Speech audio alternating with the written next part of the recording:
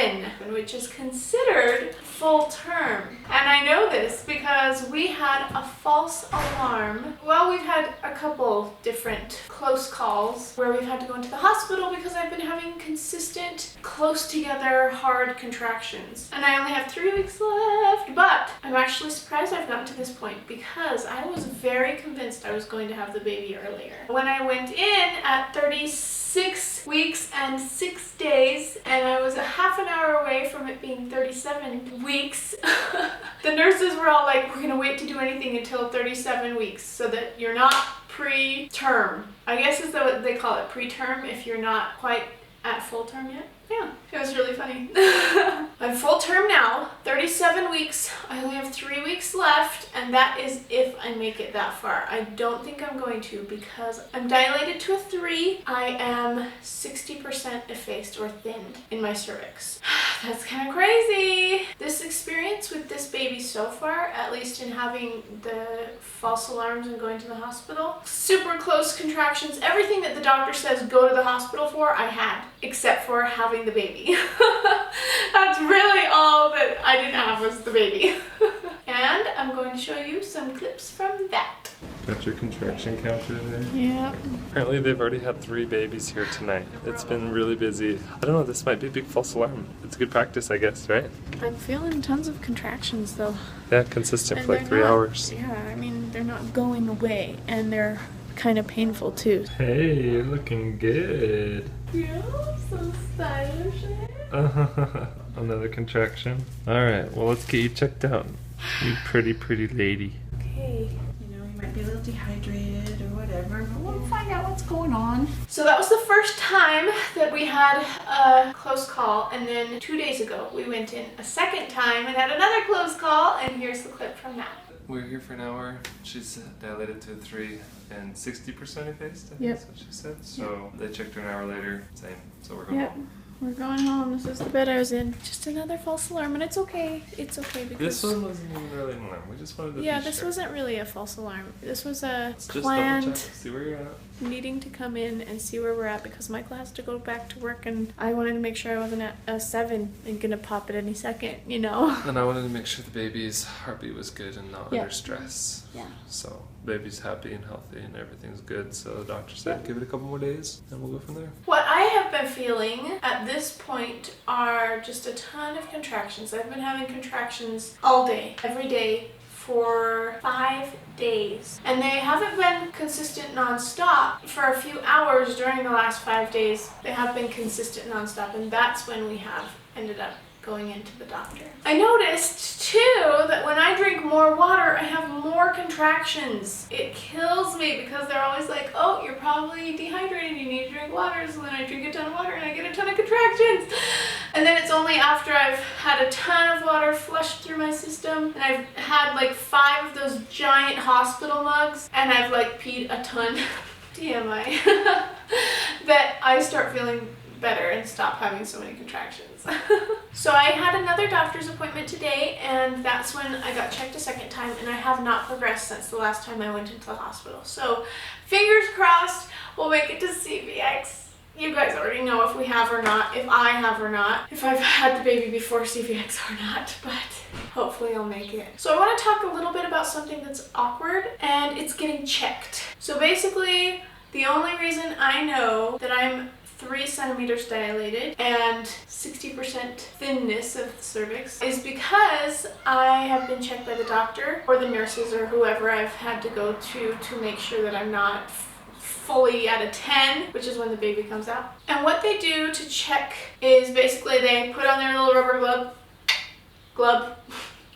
their little rubber glove, and then they put like some gooey stuff on their hand, like lubricant or whatever. And then they basically shove their hand inside of you and feel how big you are or how small you are and how thin your cervix is. And it can be very uncomfortable. It's not the most pleasant thing ever, but that's how they do it. And it's important just to be able to see where you're at and know what they have to work with. So as a heads up, sorry, but you're gonna probably have to be checked a lot, at least once you're getting really close. Unless it's just like, boom, here's your baby, which happens to some people. I went to Walmart the other day, and a lady saw me because I was riding in this little scooter so that I wouldn't have the baby that night.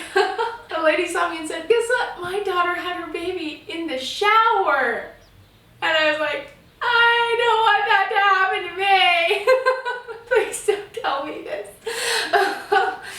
Oh, crazy. Baby news this week. The baby could be anywhere from 6.5 pounds and like 18 inches to who knows what. I have no idea. That's where it varies. It just starts to vary at this point. Also, when I went to the doctor today, he did not measure me where you take the measuring tape down here and pull it all the way up to like where the top of the uterus is. And that's because at this point, the baby is starting to go in between my legs. It would almost shrink, or the baby's just starting to crumple up into a pretzel is what my doctor said, because the baby's getting so big. It really doesn't matter at this point. You can try and measure all you want, but it's not going to be right probably, and so they don't do it after 37 weeks. Also, the baby's head is down, so that is really, really a good thing that I don't have to worry about. And they checked and monitored the heartbeat of the baby, and it's good. There's no problems there. So that's another good thing. There's just so much to talk about this week because we've had so much happen. The things I'm watching for right now with me that are like, okay, after this happens, or if this happens, go to the hospital, pretty much, are contractions that are consistent and hard, like less than 5 minutes apart, or even really hard ones that are like 8 minutes apart. And then also if my water breaks, or if I have like a weird feeling and I feel like I need to get baby's heart monitored or whatever. Any of those things, that's what they're like, just go to the hospital. Don't even worry. He was like, my doctor, I was telling him a little bit about how we've gone in so much and they're not gonna believe us or whatever, and he said that's the thing. You just have to make them work for it. And he also said, they're not going to be like, oh, you cried wolf too many times. We're not going to believe you this time, because that's the time you're going to have the baby, is when they don't believe you. So here are some labor signs, like to know when you're in labor. Nesting. You get this overwhelming sensation to just like beautify your house and clean it and get ready for baby and make sure all the baby's clothes are washed and folded and put away in the right places and that you have everything, and you just kind of get in that mode of like, I'm prepared. I need to get everything ready and make sure it's perfect for the baby to come. And it's like a real deep instinct that happens. I always get made fun of whenever I get prepared for the baby. Everybody's like, oh, you're nesting. And I'm like, so? Also, you can lose your mucus plug, which is basically like you just have, I mean, it's mucus that comes out. And you just start doing that as you get closer to having the baby. And sometimes you have a little bit of blood that comes with that. Loose stools, back pain, and for me, I know when I'm having a contraction sometimes because of the back pain, it just wraps all the way around on my back and I'm like, oh, okay. It's just super tight and it's actually back labor. Another thing is just overall, I start to feel sick, just like grumpy and like, leave me alone. I don't want to do anything. I just want to lay here and be grumpy at the world. Just an overall feeling of icky. And then another one is the baby dropping, going down into your pelvis, more into that area where the baby's gonna pop out. And then contractions. So there's my list of labor signs for you all. And then I also have my hospital bag ready, and some of the things that I have in that are like my comb, my brush. That's a quote from a cartoon from my childhood.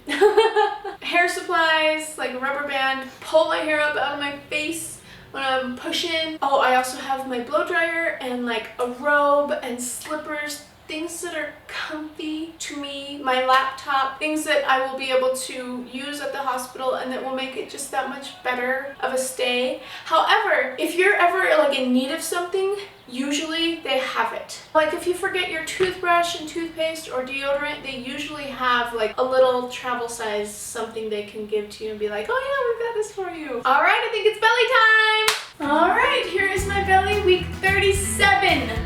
37 in a day. I can have the baby at any point now and feel completely confident and happy about it, I think. Here's my belly. Thank you guys for watching. Make sure to subscribe if you haven't already. Also, you can watch the live stream of the birth. You need to be following on Facebook and Twitter and Instagram. And you can also follow the beach house over here which is our daily vlogging channel that we will be giving daily updates on how I'm doing and how close I am to having the baby. And when I have the baby, you will know. So follow Facebook, Twitter, and Instagram for those notifications, and then you can watch the live stream. It will be modest, don't worry. Also, if you missed my latest pregnancy vlog, you can click over here and watch it. And that's it. So we'll see you guys next time.